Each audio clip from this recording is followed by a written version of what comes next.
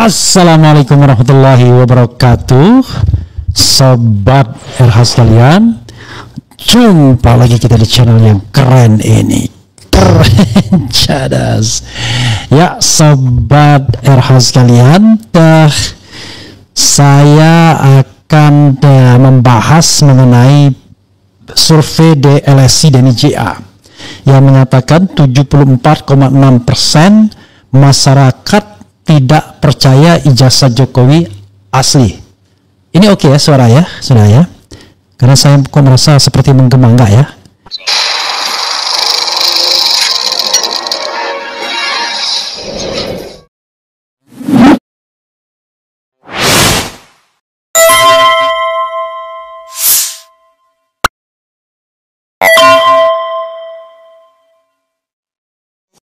Oke. Ada beberapa pertanyaan tentunya, dan ini menarik ya. Saya ingin mengatakan bisa jadi benar masyarakat mayoritas tak percaya, bisa jadi ya kan, karena apa ya, kadang-kadang banyak hal ya yang menjadi faktornya.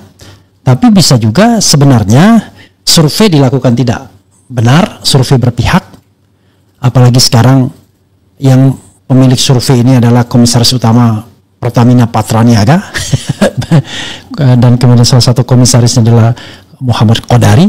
Semua tukang survei ya, Mbak Indomarometer kalau Qodari, dan Denny JA sudah biasa menjadi orang yang katakanlah banyak mengambil keuntungan dari survei-survei seperti ini. Dulu saya ingat survei mengenai Erlangga Hartarto, pintar sekali, halus sekali, bagaimana memasukkan Erlangga Hartarto sebagai calon presiden potensial. Bicara tentang kingmaker atau queenmaker, dia sebut hanya 3 yang memungkinkan untuk jadi kingmaker atau queenmaker, yaitu Golkar, katanya PDIP, dan kemudian Prabowo Subianto kalau tidak salah. Golkar pada waktu itu dibilang sebagai king atau kingmaker ya, Erlangga Hartarto, karena ada koalisi yang koalisi apa namanya? Koalisi yang terdiri dari partai Golkar, PAN, dan kemudian koalisi Indonesia Kim, koalisi bukan koalisi Indonesia apa gitu ya, itu kemudian itu ada Golkar, ada PAN, dan kemudian ada satu partai lagi yaitu PKB kalau nggak salah, lupa saya. No, PKB. Yang jelas ada Golkar, ada PAN, dan kemudian ada apa gitu. Kemudian kingmaker berikutnya adalah PDIP yang sudah jelas kursinya walaupun hanya satu partai saja. Kemudian kingmaker berikutnya Gerindra, kan begitu pada waktu itu. Padahal koalisi yang dibangun oleh Golkar itu hancur berantakan dan terlihat bahwa tidak ada apa-apanya, dan Erlangga tidak pernah masuk dalam orbit apapun sebagai calon presiden, disebut pun tidak ya. Jadi itulah. Tetapi persoalannya pada waktu itu proyeknya adalah bagaimana mengangkat Erlangga Hartarto yang saya baca dari ini kelihatan gitu ya. Jadi cara survei itu begitu saudara sekalian. Ini survei untuk melawan isu kepercayaan publik terhadap ijazah palsu. Nah, saya mengatakan demikian mudahnya begini. Untuk mengatakan sebuah ijazah itu asli, tidak perlu banyak tingkah. Tidak perlu sewa lembaga survei, tidak perlu sewa lawyer, tidak perlu mengumpulkan kawan satu angkatan, tidak perlu reuni dan lain sebagainya. Tidak perlu kemudian meyakinkan publik dan lain sebagainya. Kalau untuk mengatakan ijazah itu asli, kenapa? Karena mudah sekali. Tinggal tunjukkan ijazahnya, case will be closed, case close, ya kan? Tapi untuk mengatakan ijazah itu asli tetapi barangnya palsu, nah itu persoalannya, ya. Jadi untuk mengatakan asli dan kalau barangnya memang asli mudah. Tapi yang susah adalah mengatakan asli ketika barangnya tidak asli. Karena itu butuh beragam trik, beragam rekayasa dan lain sebagainya. Bahkan bisa dengan tega mengkriminalkan anak bangsa yang tetap mengkampanyekan ijazah palsu seperti Roy Suryo dan lain sebagainya. Ini logic thinking saya saudara, termasuk membaca survei ini. Jadi bisa jadi survei ini benar, tapi bisa jadi survei ini dibuat dengan memelintir menggunakan statistik untuk kemudian campaign. Ya, apalagi saya sudah kasih contoh ya, tapi saya tidak tahu persis bagaimana survei ini dijalankan. Contoh mengenai rating approval terhadap Prabowo Subianto. Yang pertanyaannya, pilihan jawabannya adalah sangat puas, cukup, kemudian tidak puas, sangat tidak puas, kurang lebih begitu. Kan harusnya cukup kan ditandai sebagai 0, netral. Tapi kemudian yang 22% cukup dimasukkan ke dalam sangat puas dan puas. Akibatnya menjadi 81% rating approvalnya, yang tadinya cuma 59. Sangat puas dan puas itu kalau dikombinasikan itu cuma 59%. Maka rating approval terhadap Prabowo itu cuma 59% saja. Dan ini sesuai dengan omongan Prabowo sendiri bahwa dia menilai prestasinya baru 6. Lah, lembaga survei langsung main 81 aja. Nah, begitulah cara kerja lembaga survei salah satunya yang aduh ini ya. Nah, seperti ini juga bisa jadi. Tetapi coba kita cek dengan sobat era sekalian, walaupun saya tidak berpretensi selalu diulang, ini kan RH ya kan, gak bisa gitu. Yes, oke. Tapi post sudah ya, di post lagi ya, sudah ya. Jadi saya misalnya membuat polling mengenai ini. Pollingnya adalah nih ya, pollingnya. Menurut survei LSI DNIJA, 74,6% publik tak percaya isu ijazah palsu Jokowi. Ya, Anda percaya dengan survei tersebut? 3.800 yang voting, percaya LSI DNIJA 6%, tidak percaya LSI DNIJA 94%. Jadi, ya saya kira itulah yang realitasnya di sini. Saya tidak tahu ya. Karena ini kan jujur apa adanya, nggak bisa kita merekayasanya, nggak bisa kita bikin pertanyaan yang abu-abu. Strong ya, black and white. Percaya tidak percaya ya. Jadi ini ada yang mengatakan kerjaan komisaris survei, kemudian itu yang survei wakili lulusan fakultas kehutanan tapi kan bikin skripsinya ekonomi manajemen. Asal bapak senang, untuk menutupi kebohongan pelaku akan membuat kebohongan lagi. Kubu Jokowi mulai menggiring opini lagi melalui survei berbayar. Mereka nggak punya argumentasi ilmiah. Jokowi suruh himne Gajah Mada dulu tuh, jangankan ijazah, himne Gajah Mada saja belum tentu bisa. Mudah saja cara tesnya ya. Bakti falas bakti kami mahasiswa Gajah Mada semua, ku berjanji memenuhi panggilan bangsaku di dalam Pancasilamu, jiwa seluruh nusaku, ku junjung kebudayaanmu, kejayaan Indonesia. Kurang ya, kejayaan Indonesia. Jadi itu ya himne Gajah Mada. Jadi kalau lulusan UGM asli pasti tahu. Nah, coba kita bacakan ya. Kita bacakan dulu ya. Nanti terakhir kita baca lagi hasil surveinya. Oke.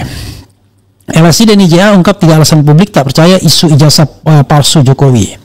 Hasil survei lingkaran survei Indonesia LSI DNIJA menemukan 74,6% responden tidak percaya pada isu ijazah palsu Presiden ke-7 RI Joko Widodo Jokowi. LSI DNIJA mengungkap alasan publik tidak mempercayai isu ijazah palsu Jokowi. Temuan ini berdasarkan survei nasional tatap muka yang dilaksanakan di semua provinsi pada 28 Mei sampai dengan 12 Juni 2025 dengan metode multi-stage random sampling, pengambilan sampel acak bertingkat. Survei menggunakan 1.200 responden dengan estimasi margin kesalahan alias margin of error sebesar kurang lebih 2,9%. Untuk memperkuat temuan dan analisis, LSI DNIJA juga melakukan riset kualitatif berupa wawancara mendalam, in-depth interview, diskusi kelompok terpimpin, FGD, dan media analysis. Banyak sekali dasarnya ya. Sebanyak 74,6% responden tidak percaya pada isu ijazah palsu Jokowi. Meski begitu gencar menjadi pembicaraan. LSI DNIJA menemukan ada 3 alasan yang bisa menjelaskan hal ini. Alasan pertama, kepercayaan publik terhadap Jokowi sudah terbangun selama lebih dari 1 dekade pemerintahan Presiden ke-7 RI tersebut. Modal kepercayaan inilah yang menjadi fondasi. Pertama, kepercayaan publik yang telah terbangun selama lebih dari 1 dekade pemerintahan Jokowi menjadi fondasi utama mengapa isu ini tak mudah dipercaya, kata Direktur PT Survei Strategi Indonesia SIGI LSI Denny J.A. Ardian Sopa dalam paparan surveinya. Lebih lanjut dia menjelaskan Jokowi dikenal sebagai figur yang berkarir dari bawah, yaitu dari wali kota Solo, gubernur Jakarta hingga presiden 2 periode. Selanjutnya kepercayaan publik ini muncul karena ada klarifikasi dari lembaga yang otoritatif seperti Kampus Jokowi, Universitas Gadjah Mada UGM. Hal ini didukung oleh verifikasi kepolisian. Kedua, otoritas lembaga negara dan akademik telah memberikan klarifikasi yang jelas dan resmi. Universitas Gadjah Mada sebagai kampus tempat Jokowi menempuh pendidikan telah menegaskan bahwa Jokowi adalah alumnus sah mereka, katanya. Kepolisian melalui Bareskrim juga telah melakukan verifikasi dan menyatakan bahwa ijazah tersebut asli, sambungnya. Alasan terakhir, banyak warga yang menilai isu ini bermuatan politis, apalagi isu ini muncul setelah putra Jokowi Gibran Raka Buming menjadi wakil presiden. Nah, nggak bener nih. Ketiga, publik semakin sadar bahwa isu ini memiliki muatan politis yang kuat, terutama setelah Gibran Raka Buming Raka, putra presiden Jokowi, maju dan menang sebagai wakil presiden dalam Pilpres 2024, tuturnya. Ketiga alasan itulah yang menjadi dasar publik mempercayai Jokowi, mayoritas pun memilih tidak mempercayai isu tersebut. Dengan tiga alasan utama tersebut, yaitu kekuatan rekam jejak dan logika prosedural, konfirmasi dari lembaga resmi, dan kesadaran publik atau mau atas motif politik, maka tidak mengherankan jika mayoritas masyarakat memilih untuk tidak mempercayai isu ijazah palsu Jokowi, jelasnya. Oke. Jadi sobat Eros sekalian, saya ulangi lagi ya.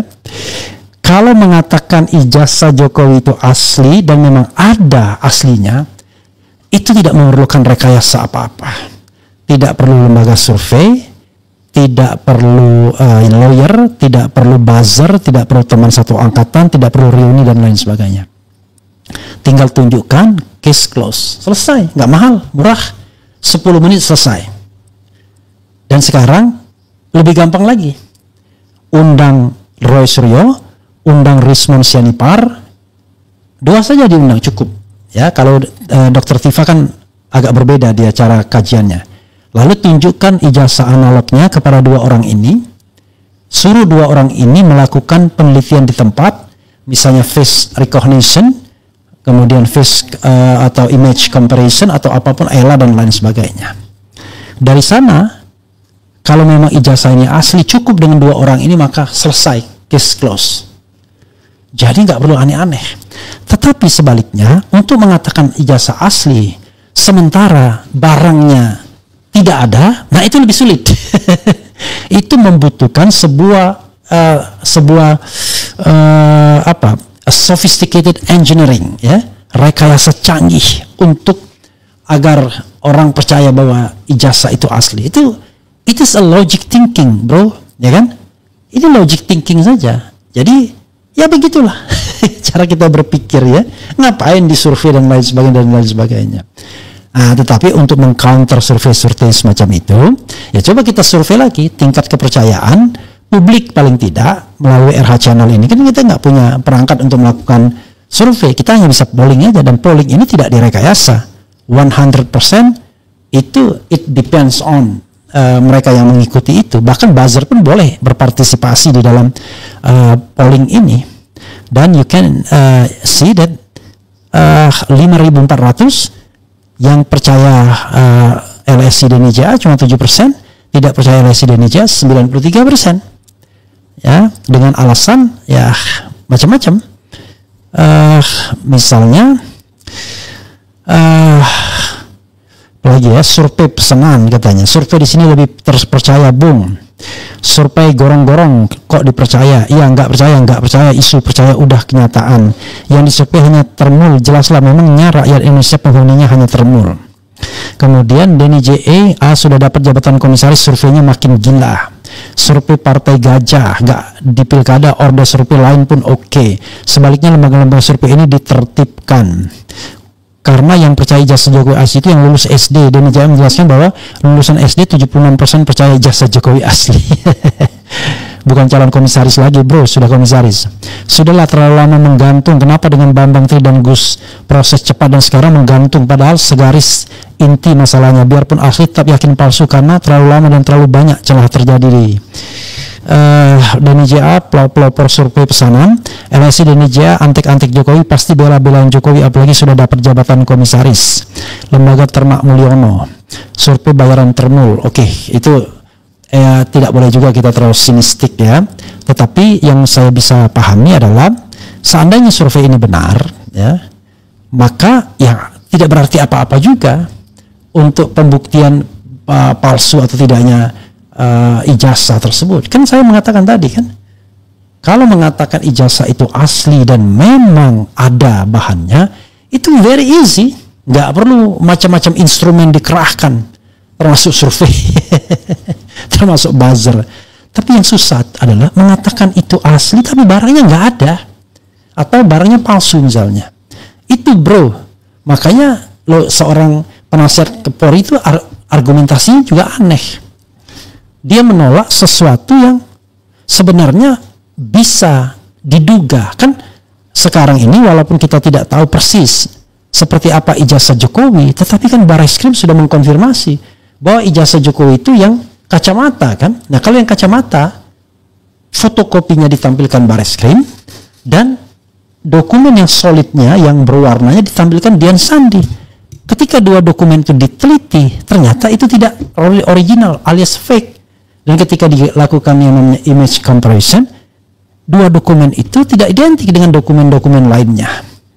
Jadi saya meragukan orang-orang yang membuat survei seperti ini, karena memang sudah ada kesimpulan sebelum survei dilakukan. Intinya adalah, tolong ya, kesimpulannya adalah rakyat tidak percaya. Nah penting, ya kan? Banyak sekali, karena sebuah kasus seperti ini memang tidak bisa disurvei. Kasus seperti ini adalah dibuktikan.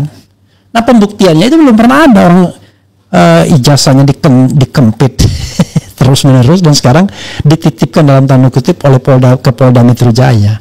Kan itu masalahnya bro, ya kan? Jadi kita semua orang yang kemudian melakukan penelitian berdasarkan dokumen Dian Sandi itu yang paling dianggap representatif dan tidak dibantah kalau itu ijazah bodong atau ijazah yang tidak asli atau yang bukan originalnya. Kan kalau sudah tidak original, Dian Sandi yang bermasalah artinya kan bisa dikenakan pasal 32 Undang-Undang ITE dia. Tapi karena itu dibenarkan oleh Jokowi walaupun secara tidak langsung tidak ada yang namanya a single word dari dia, tapi secara implisit, eksplisit bahkan Dian Sandi sudah mengatakan bahwa Jokowi nggak marah. Artinya yang di upload itu memang dokumen ijazahnya. Nah kalau itu yang diupload, maka itulah yang kemudian diteliti oleh Roy Suryo dan Rismond Sianipar sebagai dokumen yang fake, yang tidak original, dengan perangkat-perangkat ilmiah atau perangkat-perangkat pemrograman yang mereka punya. Ya, ada ELA, ada face recognition, ada yang namanya face comparison, ada yang namanya soal overlapping antara huruf dan lambang UGM dan lain sebagainya. Jadi saya menutup diri untuk sementara for the time being dari sebuah statement. Kan apa yang dikatakan Barreskrim itu cuma statement, belum pembuktian, statement aja. Apa yang dikatakan UGM itu statement, tapi apa yang dikatakan Roy Suryo itu adalah hasil penelitian yang bisa kita lihat dengan kasat mata. Kan tidak perlu canggih-canggih amat, tidak perlu menjadi seorang pakar forensik yang paling jempolan untuk membandingkan sebuah dokumen apakah identik atau tidak. Kan dengan mata telanjang bisa kita membandingkannya kan. Pertanyaannya adalah tinggal kejujuran aja. Berani nggak memunculkan dokumen analognya dibandingkan dengan dokumen analog lainnya? Kan very easy. Apa sulitnya membandingkan? Lalu terbuka perbandingannya. Biarkan Rismond dan Roy Suryo memotretnya dengan resolusi tinggi agar kemudian tidak terjadi distorsi. Tapi itu kalau kita melakukan yang namanya mungkin macam-macam lah, ELA lah, face recognition. Tapi kalau kita bicara mengenai image comparison, fotokopi pun atau overlapping huruf dan lambang UGM, itu kan tidak perlu dengan resolusi tinggi. Fotokopian pun kita bisa bedakan, asal fotokopian itu memang berasal dari dokumen yang dikatakan sebagai ijazah asli tersebut. Dan tidak mungkin kan yang ditampilkan Barreskrim itu bukan ijazah aslinya, dalam tanda kutip. Artinya itulah yang dikatakan asli oleh Jokowi dan asli oleh Barreskrim. Dan ternyata setelah dibandingkan dengan dokumen lain, yaitu punya Pronojiwo, punya Sri Murtiningsih dan almarhum Hari Mulyono berbeda. 3 ini sama, ini berbeda. Termasuk oleh gas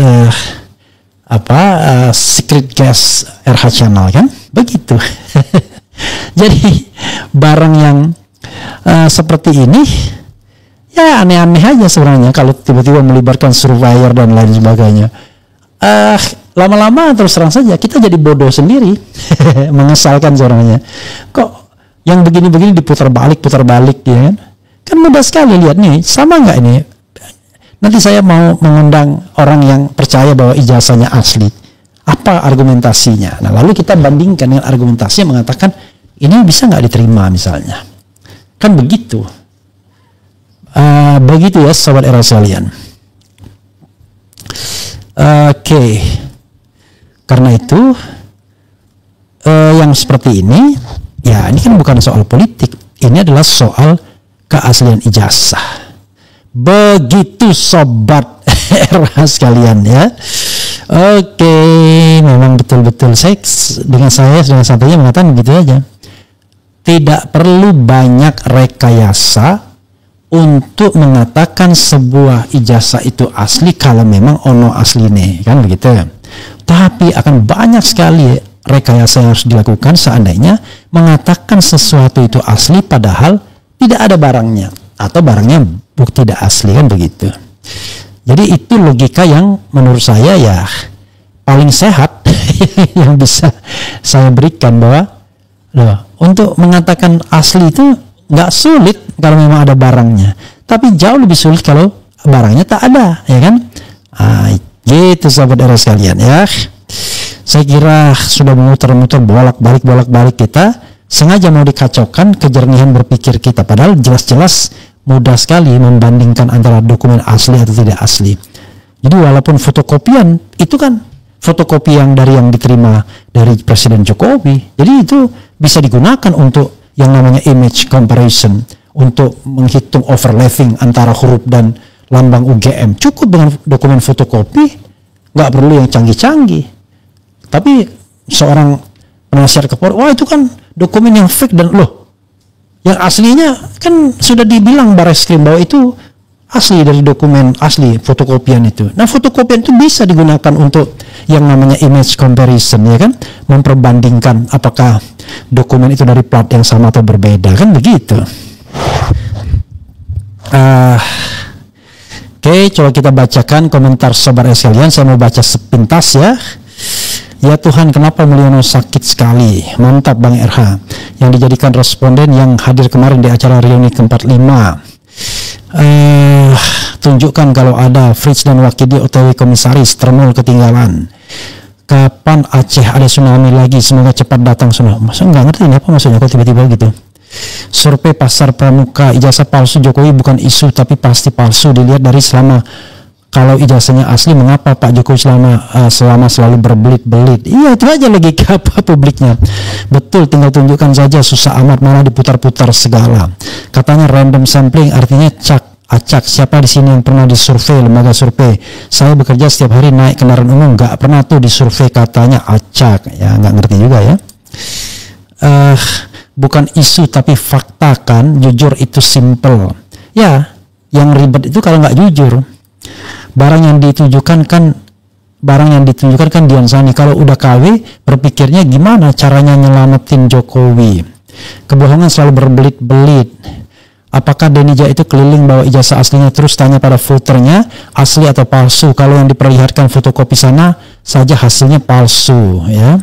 Survei orderan kali yang dijadikan responden yang oke, saudara sekalian, coba kita lihat juga terakhir ya soal nih polling yang kita buat ya ini katakanlah pollingan tapi jujur, ini nggak bisa direkayasa ya. Jadi ini justru apa adanya ya, katakanlah dari yang mengisi polling. Jadi pollingnya adalah menurut survei LSI Denny JA 74,6% publik tak percaya isu ijazah palsu Jokowi. Anda percaya dengan survei tersebut? 8.200 yang percaya LSI Denny JA cuma 7%, tidak percaya LSI Denny Jala 93%. Ya bantahlah polling ini ya kan. Kan sama sahnya saya kalau ingin mengatakan bahwa ini adalah polling yang mewakili paling tidak pembaca atau pemirsa RH Channel, it's okay. Tapi ini orang-orang yang terdidik, orang-orang yang bisa menggunakan akal dan logika, ya kan? Tapi nggak penting sebenarnya. Misalnya kalau kita bicara tentang keaslian ijazah, ini kan bukan ditentukan banyak-banyakan suara, tapi ditentukan sejauh mana ada transparansi pembuktiannya. Kalau tidak transparan pembuktiannya, orang nggak akan percaya terus, ya kan? Emang kita orang bodoh? Enggak kan? Ya, kepercayaan itu nggak bisa dipaksakan, ya. Begitu sobat RH sekalian, ya. Mau diapakan lagi ya, begitulah. Begitulah dunia, ya. Oke, nanti kita akan lihat ke depannya bagaimana soal ini. Tapi sekali lagi pastikan ya, satu ini. Mengatakan sebuah ijazah itu asli itu mudah kalau memang ada aslinya. Mudah, very simple, tinggal press conference di depan dua orang aja, Rismon Sianipar sama Roy Suryo, selesai. Case close. Ya kan? Tapi kasih mereka kesempatan untuk mengujinya. Suruh bawa alat mereka, kan begitu. Yang kedua, kalau ingin mengatakan sebuah dokumen atau ijazah itu asli, tapi yang aslinya kagak ada, atau bahkan yang ada yang palsu, itu yang sulit, bukan lebih sulit, itu yang sulit. Bagi bumi dan langit sulitnya. Tadi mudah ibarat membalikkan telapak tangan. Yang kedua sulitnya bagi bumi dan langit, perbedaan sulit dan mudahnya. I hope you understand what I mean, ya kan? Makanya kalau hati kita lurus, tidak punya kepentingan, kita pahamlah. Masa barang sulit mudah begini dibikin muter-muter gitu. Dibikin bertengkar kita, dibikin talk show dan lain sebagainya. Lalu sekarang mau digeser bahwa ini adalah bermuatan politik. Saya percaya ada muatan politiknya, ada free ridersnya, tetapi jangan lupa isu ini bukan karena Gibran saja, tetapi sudah sejak 2022, bahkan tahun sebelumnya ketika Bambang Tri menuliskan tentang Jokowi Undercover 2, lelaki yang tak memiliki ijazah, kalau tidak salah judul atau subjudulnya, anak kalimat dari judul utamanya. Begitu sobat RH sekalian ya, dan nggak ada kaitannya dengan suka tidak suka. Pada saatnya nanti ijazah Gibran itu juga akan dicek apakah iya atau tidak. Dan barangkali sekarang udah siap-siap juga untuk kemudian melakukan katakanlah engineering. Tapi jangan lupa kalau ijazahnya di luar negeri, SMA-nya mungkin akan lebih sulit kalau kita konfirmasikan ke sekolahnya di Singapura atau di Australia, we don't know exactly di mana dia menyelesaikan sekolah setara SMA, karena di Solo atau di Indonesia rasanya dia tidak pernah menyelesaikan kuliahnya. Begitu sobat RH sekalian ya, saya mohon maaf kalau ngomong terlalu apa adanya, tapi ya itulah ya, ngomong yang tidak belok-belok rasanya, dan tidak punya kepentingan apakah mau jadi komisaris apa enggak, atau mau jadi pejabat atau menteri apa enggak ya. Wassalamualaikum warahmatullahi wabarakatuh. Keren, cadas, cia.